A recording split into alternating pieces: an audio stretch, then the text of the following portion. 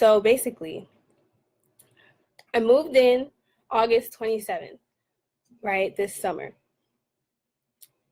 And I was assigned a roommate by random. And basically, I moved out about 2 weeks ago.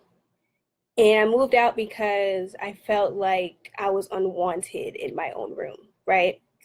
But this is not even like the huge part. So I basically felt like I was unwanted in my own room, like I was ignored. I acted like I was like a ghost in my own room, like I was disrespected, and not like physically, but like if the person was to walk into the room and sees me doing work, like she'll turn off the light and just walk out, and just like a whole bunch of petty, disrespectful stuff. But me, I never said anything because I don't want to start any conflict. I'll easily like just turn on my personal light, you know what I'm saying? But basically, while I've been here, I've been getting sick. Not knowing why I've been getting sick. It started with throat pain, and I thought maybe because it's colder up here, I'm just probably catching a cold. You know what I'm saying? But usually when I catch a cold, it starts with my throat, and then I get the other, like the actual cold. I realized I didn't get the actual cold, you know what I'm saying? And the sore throat pain got worse, and it was just throat pain. And this was happening for about a month. So it got to the point where like 3.5 weeks in, it got to the point where I had extreme throat pain that I couldn't sleep, to the point where I couldn't speak. Like I would try to whisper and I could barely whisper. So I decided, let me go to the health clinic on campus, because I can't let another day go by, you know what I'm saying? Because it's got so worse. So I went to the health clinic. They did 3 tests and they gave me antibiotics, but I got the antibiotics before I got the test back, because they asked me if I want it first or do I want to wait. But I didn't want to go through another sleepless night with such extreme pain.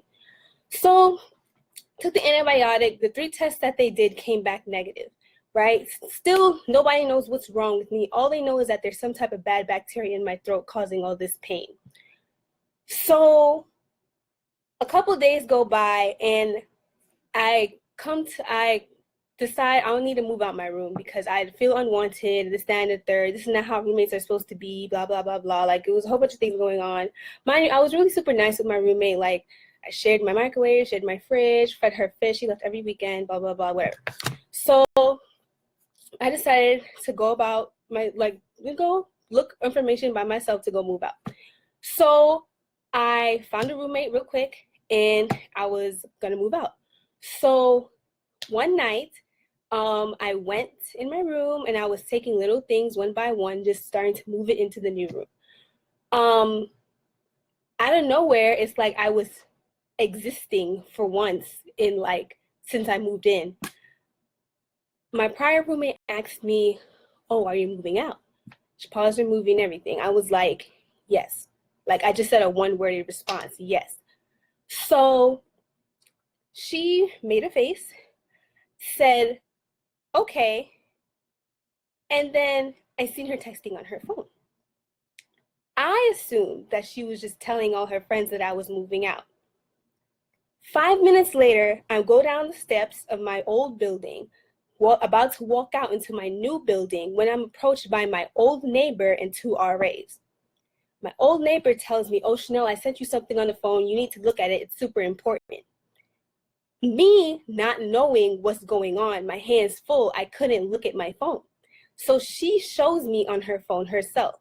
Apparently, this girl posted on her Instagram that something, like, I wasn't friends with her on Instagram. So other people on campus are seeing all this stuff that she's publicly posting, okay? So she posted what she's been doing ever since I moved in. And now I'm going to read you exactly, like, here's the paragraph. The only stuff I have is what was sent to me. I don't have everything she's been posting, or, all the videos that she posted to me, because she would post videos of me eating, saying, "Oh, if only she knew where her utensils been," or whatever the case may be. But I'm going to read you what I was sent, what she posted 5 minutes before I left my room when I told her I was moving out. So here's a screenshot. It's a paragraph, and I'm going to read it to you.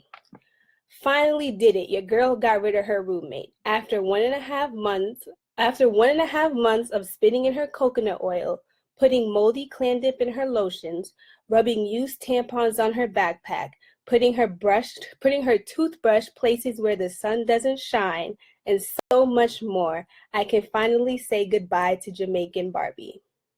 So this is the paragraph, right? She posts that on her Instagram.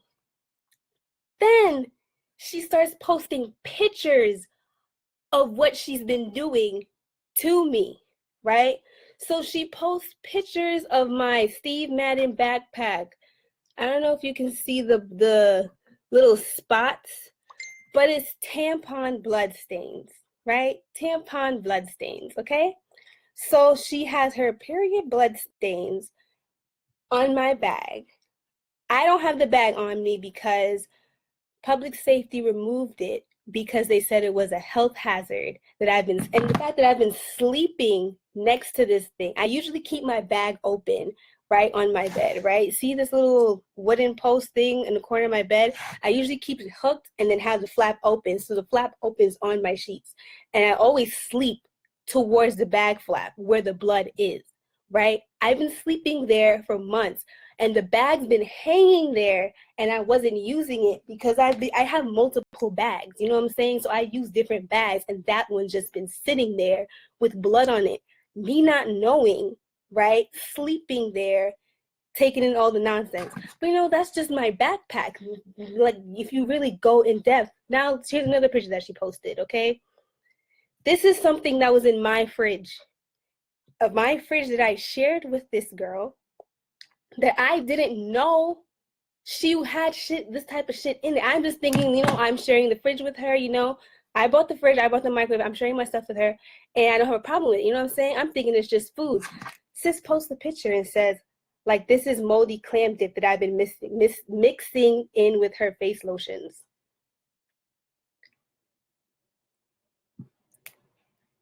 Then she takes pictures of my mail and posts it wherever, talking shit. My thing is, I keep looking at this paragraph, right? Because the paragraph says so much stuff she done. And at the same time, she says she's done so much more. I don't know the so much more. I've been using my toothbrush for how long? She says she puts my toothbrush places the sun doesn't shine. What else? The fact that I have blood where I sleep and I didn't know. I've been using my coconut oil, coconut oil is expensive, the organic virgin coconut oils, that's what I use, right? And I don't go to no health beauty supply store. I go to what's it called, organic stores or wholesale food stores or Trader Joe's to buy them. Them things are expensive, right? She's over here putting moldy clam dip in her spit and saliva and a whole bunch of other stuff. And I have a video the day after I discovered this and had to get public safety involved and the police and file reports and things like that. In the process of me moving out my things, I'm discovering new things. Like I took a video of my coconut oil, right? I'm gonna show you the video. It was so hard to open the coconut oil and it smelled so bad. Let me find it. But my thing is, the following day after I moved all my things out, right?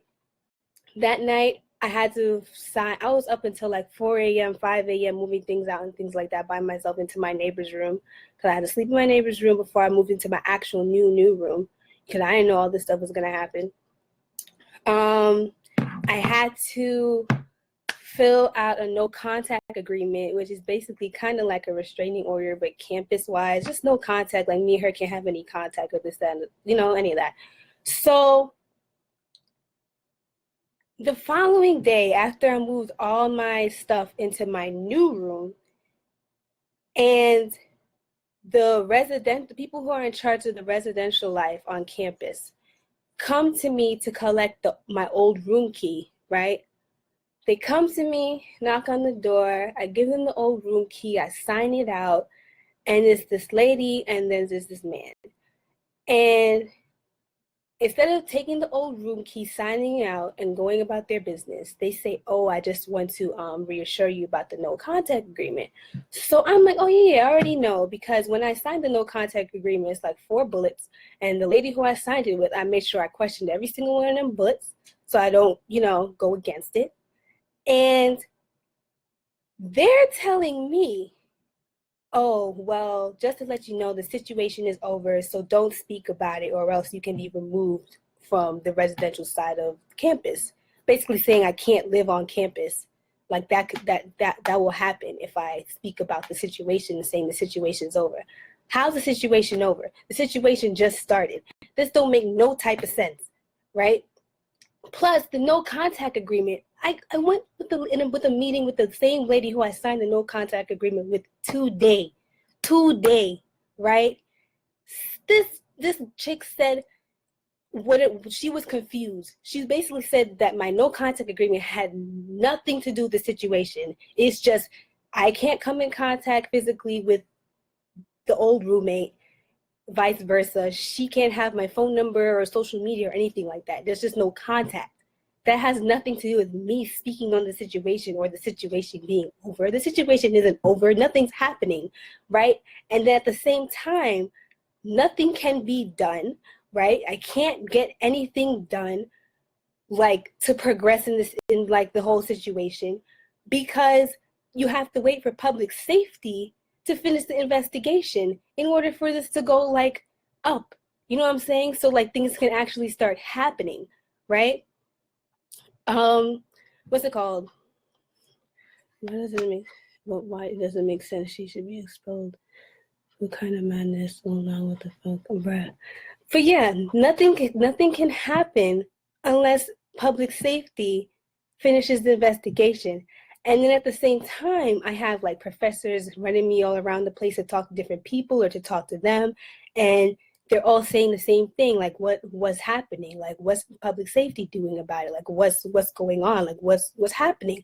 Nobody knows what's happening. You know why? Because nothing can happen until public safety finishes an investigation. And my thing is, I don't want to be stuck. I don't know. I'm not stuck. I don't want to be another statistic. You know what I'm saying? Because colleges, like it could be a rape situation or something serious. You know what I'm saying? Anything serious, and they just brush it under the rug.